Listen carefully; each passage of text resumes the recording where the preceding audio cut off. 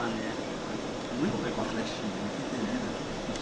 Aí vai um pouquinho naquela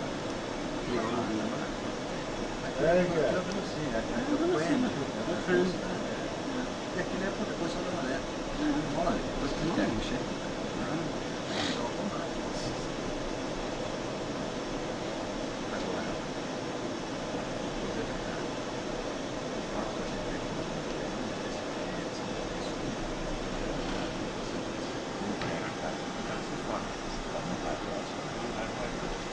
Also see that the ILS is bringing you that velocity vector right down to your touchdown zone. So if you should lose sight of the runway like that, you still got everything right there. Yeah, all right. You bet.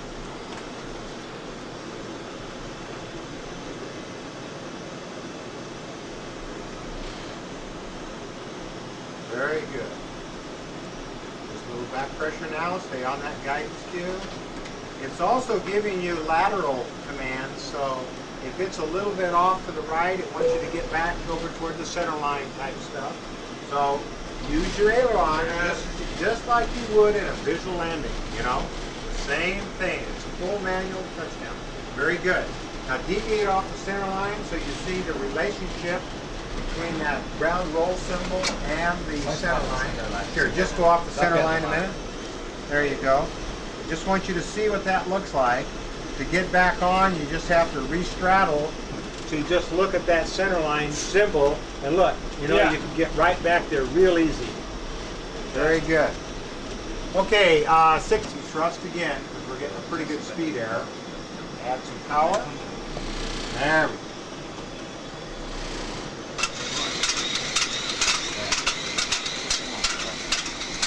Now just get right back on that guidance cue, you'll be fine. Start the power back.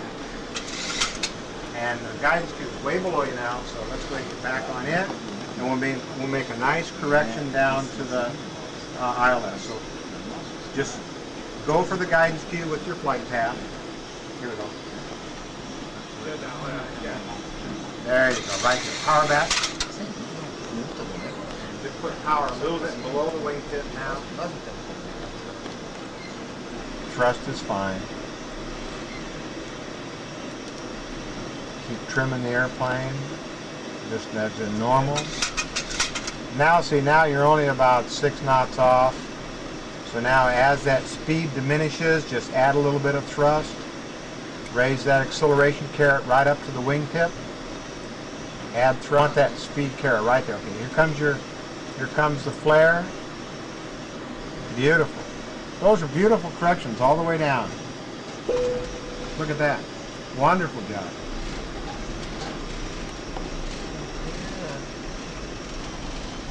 Isn't that neat?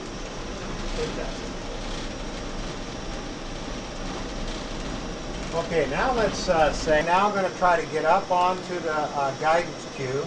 But look at the flight. Look up at the angle of attack. Look what it's showing us. It's showing us that we're flying at too high of an alpha, doesn't it? Okay. And as a result, we're starting to get the angle of attack limit of stick shaker, which is this little eyebrow looking thing, and that comes into play. Plus, we can see that our pitch attitude is too high, and this whole thing is just kind of an ugly approach, isn't it? So we get a lot of warnings here that, in fact, we're flying at the wrong angle of attack, maybe the wrong speed. We ought to evaluate it, maybe make a go around. Well, let's say that we still didn't see it. Let's say that we didn't notice our angle of attack was too high, because I'm still pretty much on the localizer and on glide slope. Mass might have screwed up, we might have made a mistake, had the wrong flaps, or whatever. It's not going to let you come on down and either land on the tail skid or screw up that landing. So we've really tried to booby trap this thing as much as we can, so that if we're not flying a nominal stabilized approach, it's going to tell us. In that case, we're in the weather, it's a good idea to go around. And when we made it go around, it just goes back into the normal display. So again, fully integrated. Okay. In the meantime, use that velocity vector to go straight for your touchdown point. Right.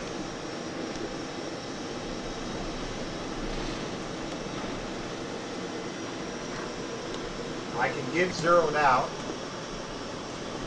Perfect. Now you're getting right back up on speed.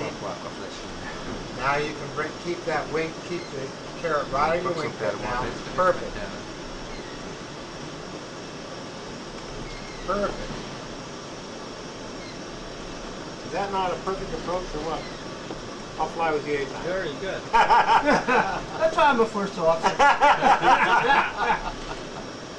Perfect job.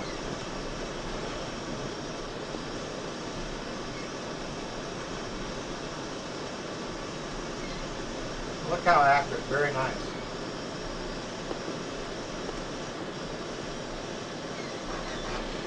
Perfect.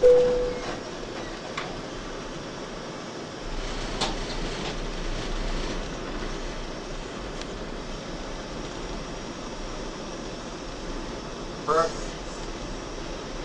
So it just gives you a lot more information and more precise. You can fly it in the weather or relative to the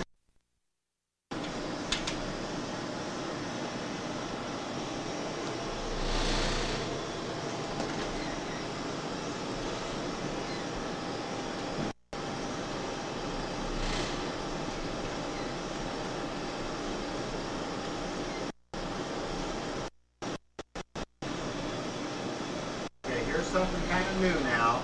We're flying the velocity vector and acceleration. Those three symbols, flight path, acceleration, and speed error, are about all you need to maintain, almost a perfect approach. So if you get a little low on energy like you are right now, add that thrust so that carrot's above the wingtip. Oh, that's plenty. And that'll just ease you right back up. As that speed error gets into the wingtip, ease that power back to about 3 degrees. Yeah, you're right there. It's very nice. Because that carrot is a potential flight path. And if we potentially want to fly 3 degrees, then as long as it's on the 3-degree line, we know our energy is about right. Glance up an angle of attack, Fabio, and it looks right in the heart. Perfect. Perfect. Your synthetic runway should come into view anytime. There it is. Yeah.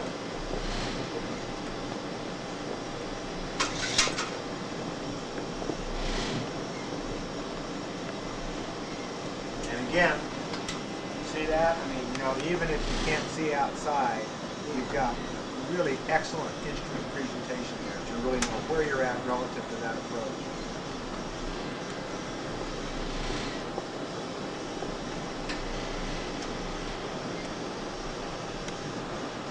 Again, that guidance cue will give pitch and roll commands all the way through the flare, even if you get a little gusty crosswind or whatever. So just try to stay right on it. Yeah, very good.